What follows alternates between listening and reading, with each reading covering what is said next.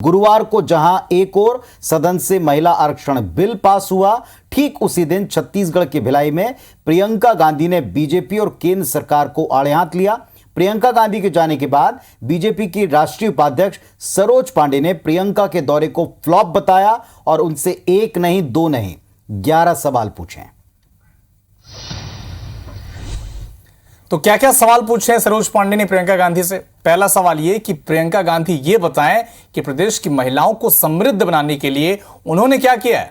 सवाल नंबर 2, क्या प्रियंका जी के दर्शन मात्र से महिलाएं समृद्ध हो जाएंगी? इसके अलावा यह भी सवाल पूछा गया कि प्रियंका ये भी बताएं कि गरीबों को मिलने वाले उनके हक के चावल को आखिरकार कांग्रेस सरकार क्यों डकार गई है। चौथा सवाल, क्या गरीबों को उनका चावल दिलाने के लिए प्रियंका लड़ेंगी? पीएससी घोटाले का भी जिक्र हुआ। पीएससी में करीबियों के बच्चों को नियुक्तियां देने पर क्या अपने नेताओं से जवाब लेंगे, यह सवाल पूछा गया उनसे। बिल्कुल, जैसा आपने कहा कि पीएससी में करीबियों के बच्चों को नियुक्तियां देने पर क्या नेताओं से जवाब लेंगी। इसके अलावा जो उनका छठवां सवाल, जो उनका अगला सवाल, कांग्रेस नेताओं के रिश्तेदार प्रभु राम का अपमान करते हैं, क्या इसके लिए जवाब मांगेंगी प्रियंका? यह सवाल उन्होंने पूछा है। तो फिर से राम का जिक्र। और अगला जो सवाल था यह था कि छत्तीसगढ़ में आम महिलाओं के साथ शराबबंदी पर धोखा हुआ है, क्या इसके लिए प्रियंका लड़ेंगी? ये वही मुद्दा पुनीत जी जिस पर लगातार सवाल उठते रहे। बिल्कुल। और 8वां सवाल, छत्तीसगढ़ के युवाओं को रोजगार के बदले जुआ सट्टे का कौशल क्यों सिखा रहे हैं? 9वां सवाल यह कि क्या वो तेंदुपत्ता बीनने वाली महिलाओं की चरण पादुका दिलाने के लिए लड़ाई लड़ेंगे, संघर्ष करेंगी? साथ ही साथ यह भी पूछा 10वां सवाल, कांग्रेस सरकार ये बताए कि गरीब माताओं बहनों को मुफ्त गैस देने वाले वायदे को पूरा क्यों नहीं किया? और 11वां सवाल यह कि विधवा निराश्रित महिलाओं के हर माह 1500 रुपए के हिसाब से 4.25 साल का पैसा गया तो गया कहां?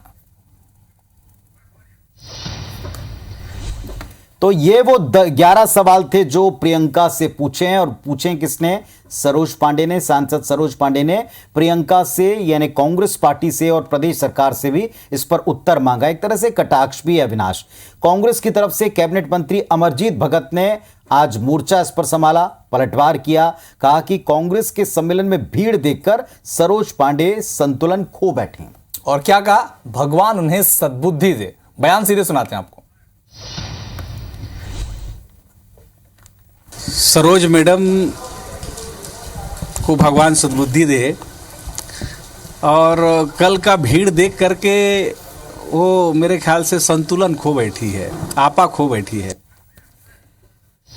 तो बात घूम फिर कर आ जाती है भीड़ पर कि भीड़ देखकर विरोधी जो हैं भड़क गए हैं, असंतुलित हो गए हैं या बौखला गए हैं। दूसरी तरफ कहा जाता है कि फ्लो ही जो शो था वही फ्लॉप है। लेकिन सबसे बड़ी बात यह कि जिस महिला समृद्धि को लेकर जिक्र हुआ, उसी महिला वर्ग के ऊपर दोनों पक्षों की नजर रही। अगर आपने कल का सरकार देखा होगा तो आप देखेंगे कि एक तरफ केंद्र के बिल का भारतीय जनता पार्टी इनकैशमेंट कराएगी, हमने कल ही कहा था, और आज आप पूरा दिन देखें, इसको लेकर राष्ट्रीय स्तर पर कार्यक्रम हुए, प्रधानमंत्री जी का अभिनंदन हुआ। तो दूसरी तरफ यहां भी लगातार आपने देखा प्रदेश में कि जो महिला समृद्धि सम्मेलन प्रदेश के मंच पर हुआ, इस पर बीजेपी ने करारा वार किया। वजह यह कि वाकई उसमें जितने लोग मौजूद थे उसका असर, उसका इंपैक्ट महिला वर्ग पर कितना, इससे भीड़ को जोड़कर देखा गया।